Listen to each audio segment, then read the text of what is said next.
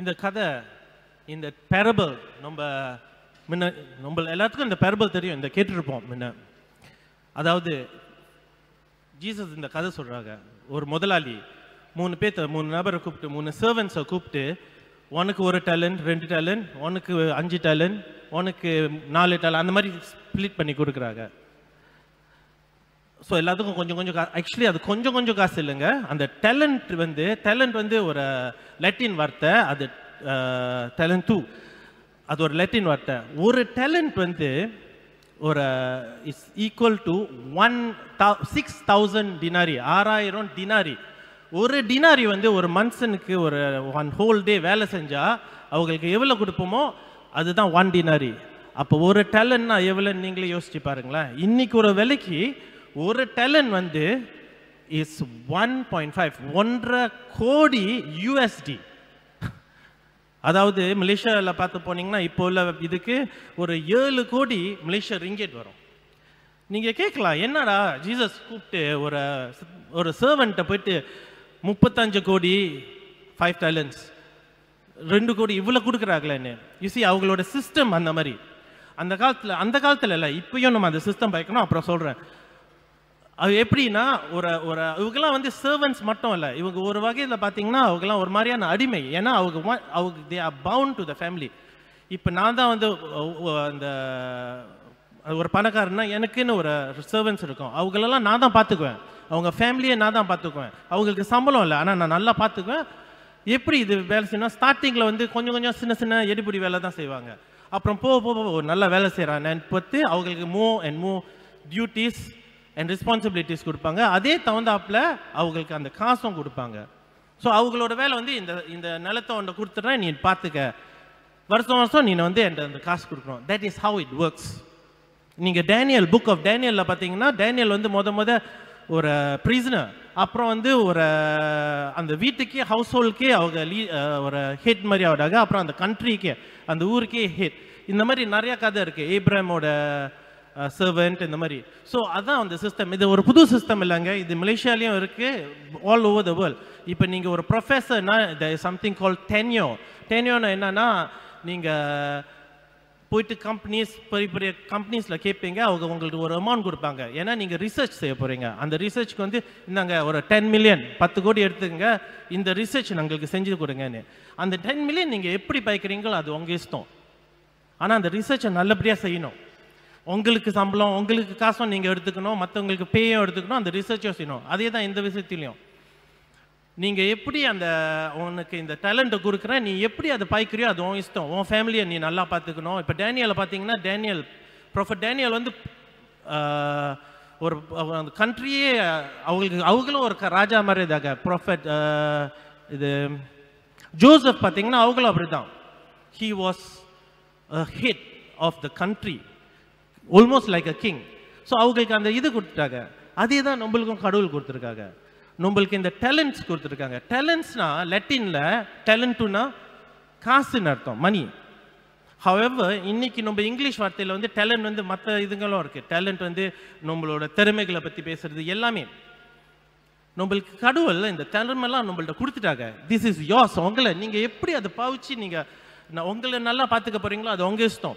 உங்கள் ஃபேமிலி எப்படி பார்த்துக்க போகிறீங்களோ அது உங்கள் இஷ்டம். அதே சமயத்தில் அந்த டேலண்ட்டை பெருசாக்கி கடவுளோட அரசாங்கத்தை எப்படி பார்த்துக்கிறீங்க, கடவுளோட அரசை எப்படி பார்த்துக்கிறீங்க, இந்த சர்ச்சை எப்படி பார்த்துக்கிறீங்க, அங்கே உள்ள பிள்ளைங்களை எப்படி பார்த்துக்கிறீங்களா, அகதிகளை எப்படி பார்த்துக்கிறீங்க, அதுவும் அவங்களோட தான். இஃப் இட் இஸ் உங்களுக்கு காசு பணம் தான் உங்களோட டேலண்ட்னா, அந்த டேலண்ட் அந்த காசு பணத்தை வச்சு நீங்கள் எப்படி இந்த சர்ச்சையும் இந்த உலகத்தையும் ஒரு பெட்டர் பிளேஸ் ஆக்குறீங்க, அது உங்கள் கையில் இருக்கு. கேட்பாங்க, கணக்கு கேட்பாங்க. பிகாஸ் நம்ம வேலை வந்து இங்கே இல்லைங்க, சர்ச் உள்ள இல்லை, வெளியே. எனக்கு ஒரு இன்ஜினியர் தெரியும், அவங்க வந்து ஒரு சிவில் இன்ஜினியர் வந்து இந்த கட்டடங்க எல்லாம் அவங்களோட டேலண்ட், அவங்களோட ஸ்பெஷாலிட்டி என்னன்னா ஹைவே கட்டுறது. ஆனால் அவங்க சொந்த காசை போட்டு அவங்க தன் கணக்கில் வந்து தார் வாங்கி வச்சுருப்பாங்க. தார் ரோட் போடுற அந்த கல்லெல்லாம் வாங்கி வச்சுருப்பாங்க. ஏன் எங்கேயாவது போனாங்கன்னா, எங்கேயாவது ஓட்டே இருந்துச்சுன்னா அவங்க காசுலேயே போட்டு செஞ்சு கொடுப்பாங்க ஃப்ரீயாக. He's a Catholic man. இப்போ அதே ஒரு NGO ஆரம்பித்து அதே செஞ்சுட்டு இருக்காங்க. ஏன்னா அதுதான் அவங்களால முடிஞ்சது. இதுதான் அதுதான் அவங்களோட டேலண்ட். அவங்களால முடிஞ்சது. நீங்கள் கேட்கலாம், அவங்க ஒரு இன்ஜினியர், அவங்க செய்யலாம், நான் என்ன செய்யறதுன்னு. எவ்ரிடே மார்னிங் மாஸ்க்கு நான் வரக்குள்ள காலையில் 7 நான் வந்து ஒரு 6 மணி 6:05 போல் வருவேன். இந்த கதவுலாம் டேனியல் திறந்து வச்சுருவாங்க. அவர் திறந்து வச்சோன்னே first person to always come, எனக்கு முன்னே ஒரு ஆள் வருவாங்க. அவங்க பேர் கூட எனக்கு தெரியாது, ஒரு சீன நபர், ஒரு லேடி. அவங்க எவ்ரிடே வந்து அவங்களோட வேலை என்ன தெரியுமா செய்வாங்க? She will just sweep the floor. அந்த ஜார் எடுத்துகிட்டு போயிட்டு அவங்க வேலை உண்டு, அந்த எல்லாம் கொட்டி கறக்கிறதுல அதெல்லாத்தையும் ஸ்வீப் பண்ணி க்ளீனாக வச்சு நொம்பெல்லாம் வரக்குள்ள எல்லாம் க்ளீனாக இருக்கும். அங்கே முன்னுக்கு ஒரு இலை இருக்காது, ஒன்றும் இருக்காது. அவங்களாம் அதில் முடிஞ்சது அவங்க செய்கிறாங்க. The best she can. இன்னைக்கு பைபிள் ரீடிங்கில் என்ன சொல்லுது? அவங்களுக்கு லெவலுக்கு தான் வந்து காசு கொடுத்துருக்காங்க. அவ்வளோ தான் நீங்கள் உங்களால் செய்ய முடிஞ்சது. You are suppose to give back. ஆனால் ரொம்ப பேர் இந்த டேலண்ட்லாம் கடவுள் நம்மளுக்கு இருக்கிற டேலண்ட் எல்லாமே காசாக இருக்கட்டும், நம்ம அறிவாக இருக்கட்டும், நம்ம பேச்சு திறமையாக இருக்கட்டும், நம்ம சோஷியல் குரூப்பாக இருக்கட்டும், எல்லாமே கடவுள் கொடுத்தது. ஆனால் இதெல்லாம் வந்து அவங்களுக்குன்னு பார்த்துக்குவாங்க தவிர கடவுளுக்கு ஒன்றும் செய்ய மாட்டாங்க, மற்றவங்களுக்கு ஒன்றும் செய்ய மாட்டாங்க. நீங்களே பார்த்துருப்பீங்க. ஏன் அவளை ஒரு 2-3 நாளைக்கு முன்னே தான், ஒரு வாரம் இருக்கும், ஒரு நபர் வந்து என்கிட்ட சொல்கிறாங்க, ஒரு பெருமையாக அதில் வர. அதாவது அவங்களோட சொந்தக்காரன் பையன் போல இருக்கு, இங்கே சர்ச்சில் தான் இருப்பானா, ரொம்ப சர்ச் வேலைலாம் செய்வானா, இங்கே உள்ள வந்தான், முன்ன ஒரு சர்வராக என்னமோ தெரியல. ஸோ என்ன சொல்கிறாங்க, இல்லை அவனை கூப்பிட்டு அட்வைஸ் பண்ண, நீ என்னடா சர்ச்சிலே கிடக்க, போயிட்டு அவன் வேலை அவன் படிச்சுட்டு இருக்கான், நீ அங்கே கான்சென்ட்ரேட் பண்ணி, இதெல்லாம் தேவையில்லை, இங்கே வந்தால் எல்லாரும் உன்னை பற்றி கெட்டதாக தான் பேசுவாங்க. அவன் நல்லா வேலை செஞ்சிட்றவன் கூப்பிட்டு, டே நீ சர்ச்சில் வேலை செய்யாத, நீ எங்கே போனாலும் உங்களுக்கு ப்ராப்ளம் இருக்குங்க. நீங்கள் வேலை செய்ய போனாலும் அங்கே வந்து எவனாவது உங்களை பற்றி பேசுவான். ஏன் நேவியில் போய் சேருங்க, அங்கேயும் ஒருத்தர், ஏன் அண்டர் வாட்டர் போங்க, அங்கேயும் ஒருத்தர் இருப்பான் உங்களை பற்றி பேசுறதுக்கு.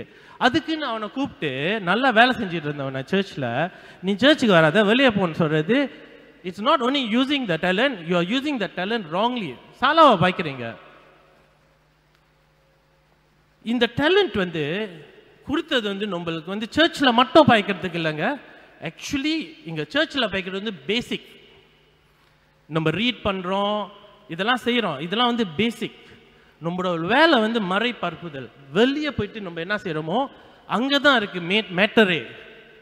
அந்த டேலண்ட் வந்து பெருசாக வர்றது வந்து வெளியே பஸ்ஸுக்கெல்லாம் வருது, அவங்கள்ட்ட போயிட்டு மறை பரப்புதல் செய்கிறீங்களா, தட் இஸ் வே அந்த இது இருக்குது. இங்கே செய்கிறது வந்து அந்த 3வது ஆள் சொன்னாங்களே ஜீசஸ், அட்லீஸ்ட் அந்த காசை போயிட்டு நீ பேங்க்கில் போட்டிருந்தாலும் கொஞ்சமாக காசு கிடச்சிருக்கோன்னு, அதான் நம்ம இப்போ செஞ்சுட்டு இருக்கோம். Which is a good thing, நல்ல விஷயம், கண்டினியூவாக செய்யுங்க.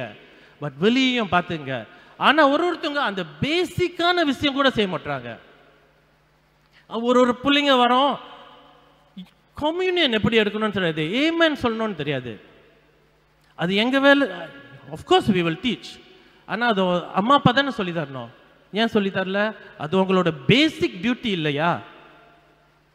ஒரு பிள்ளைய வந்து கத்தீசம் கிளாஸ்க்கு அனுப்புறது உங்கள் பேசிக் டியூட்டி இல்லையா? வீட்டில் கத்தீசம் மறை பரப்புதல் மறை கல்வி சொல்லி தருது உங்கள் பேசிக் இல்லையா?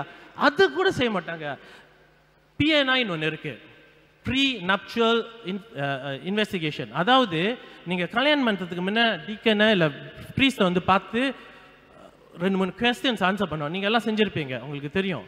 அதில் ஒரு கேள்வி இருக்கும், உங்கள் பிள்ளைங்களை வந்து if non Catholic and non Catholic if they're getting married, உங்கள் பிள்ளைங்களை வந்து கேத்தலிக் பார்ட்டிகிட்ட கேட்போம், உங்கள் பிள்ளைங்களை வந்து பேப்டைஸ் பண்ணி கேத்தலிக்காக கொண்டு வர முடியுமான்னு. 2-3 வாட்டி பார்த்தேங்க. அந்த நான் கேத்தலிக் பார்ட்டி, அவங்க கேத்தலிக் இல்லை, அவங்க ஐ டோன்ட் மைண்ட் தான் சொல்லுவாங்க. நம்ம கேத்தலிக் பார்ட்டி அந்த லேடி இல்லை, அவங்க 18 வயசு ஆகணும்னு அவங்களே முடிவுக்கு பண்ணிக்கிட்டோன்னா, நீங்கள் அந்த பிள்ளைக்கு பால் ஊற்றுறது அந்த பிள்ளை தான் முடிவு பண்ணுதா? இன்ஃபாக்ரோ கொடுக்க போகிறீங்களா, டியூமெக்ஸ் கொடுக்க போகிறீங்களா, எந்த ஸ்கூலுக்கு அனுப்ப போகிறீங்க, எந்த கிண்டர் கார்டனுக்கு அனுப்ப போகிறீங்க, எந்த யூனிவர்சிட்டிக்கு அனுப்பி எந்த பொண்ணு பார்க்க போகிறீங்க, சின்ன வயசுலேயே நீங்கள் முடிவு பண்ணிடுவீங்க. ஆனால் கடவுளை பற்றி சொல்லி தரது வந்து 18 அந்த புள்ளையை சொந்தமாக செஞ்சுக்கணுமா? இட் இஸ் யோர் டியூட்டி, உங்களோட வேலை. பேசிக் பேங்க்கில் காசு போடுறது சொன்னாங்களே இன்னைக்கு, காசு போட்டு கொடுத்தா கூட இன்ட்ரெஸ்ட் கிடைக்கும்னு, that is your basic duty. அது கூட செய்யலைன்னா then there is punishment. That is, அதுதான் இன்னைக்கோட ரீடிங், இன்னைக்கோட மெசேஜ் அதுதான். நிறைய பேர் இருக்காங்க, ஏன் சின்ன சின்ன விஷயத்துல கூட நம்ம செய்யலாங்க, நம்ம டேலண்ட் பாய்க்கலாம். ஏன் அவளை சிம்பிளாக சொல்கிறேன்னு, இன்னைக்கு ஃபாதர் வந்து கேட்டாங்க அன்னைக்கு, தேவ் சர்மன் செஞ்சிருங்கன்னு. சர்மன் செய்கிறது பெரிய விஷயம் இல்லை, பிகாஸ் கடவுள் கொடுக்குறது அது. ஆனால் தமிழில் செய்யுங்கன்னா நானும் ஆடிட்டேன். ஏன்னா என் தமிழ் வந்து இந்த மாதிரி தமிழ் வீட்டில் பேசுகிற தமிழ் தான், எனக்கு சுத்த தமிழ் தெரியாது. ஆனால் அந்த டைமில் ஒரு தாட் வந்துச்சு ஃபாதர் கேட்கக்குள்ள, கடவுள் என்னை ஏன் இங்கே வச்சுருக்காங்க, இந்த டேலண்ட் ஏன் எனக்கு கொடுத்துருக்காங்க, உங்களால் முடியாட்டி எனக்கு ஏன் இங்கே வச்சுருக்காங்க, பிகாஸ் இது செய்கிறதுக்கு தானே. ஓகே, நான் சர்மனை நினச்சேனா இல்லையா, அந்த தமிழை இன்னைக்கு பாவம் என்னோட ஆசான் ஒருத்தர் இருக்காரு, அவர் டீச்சரு, காலையிலேயே கால் பண்ணி அந்த மனுஷன்ட்ட இந்த வார்த்தை எப்படி சொல்கிறது, அந்த வார்த்தை எப்படி சொல்றது. But it is my basic way of giving back. இதுதான் என்னால் முடியும், இந்த தமிழ் தான் என்னால் முடியும், எடுத்துக்கிங்க லார்ட். எப்படி நீங்கள் பாய்க்க போகிறீங்களோ அது உங்கள் இஷ்டம்.